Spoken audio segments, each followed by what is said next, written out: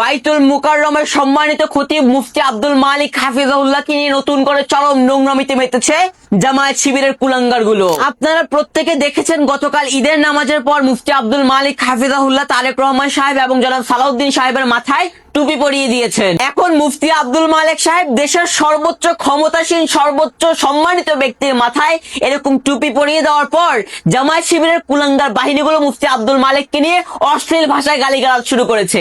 এই যেমন জামায়াতের বেতনভুক্ত কুলাঙ্গার বক্তা তারেক মনোয়ার, সে তার ফেসবুক পোস্টে লিখেছে, বাইতুল মুকাররমের খতিব হয়েও যাতে পালাতে না হয় সে কথা স্মরণে রেখেই আবেগ দেখানো উচিত। এখন এই কুলাঙ্গার তারেক মনোয়ারকে আমি প্রশ্ন করতে চাই যে সে কোনোদিন বাংলাদেশের মাঠে থেকে কোনো ওলামায়ে কেরামকে পালিয়ে যেতে দেখছে কিনা?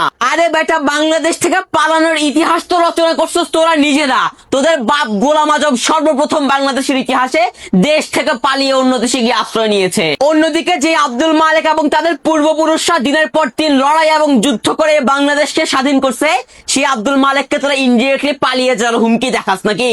আরে বেটা, আমি আমার জীবন দশায় যতবার বাইতুল্লাহ শরীফে কোনো ইবলিস শয়তানকেও যেতে দেখছি, আমি প্রত্যেকবার দেখছি ইবলিস শয়তান বাইতুল্লাহ শরীফ থেকে ফিরে এসে ভালো হয়ে যায়। কিন্তু তোদের আমির ডাক্তার শফিকুর রহমান পৃথিবীর একমাত্র ব্যক্তি যে ইবলিস শয়তানের থেকেও খারাপ, যেই ব্যক্তি বাইতুল্লাহ শরীফের সামনে গিয়ে পৃথিবীর সর্বশ্রেষ্ঠ আলেমের বিরুদ্ধে এরকম অশ্লীল পোস্ট করার নির্দেশনা দেয়। আমি জামায়াতের কুলাঙ্গার আমির ডাক্তার শফিকুর রহমানকে সুস্পষ্ট ভাষায় একটা কথা বলে রাখতে চাই, মনে রাখবেন আল উলামা ওয়ারাসাতুল আম্বিয়া।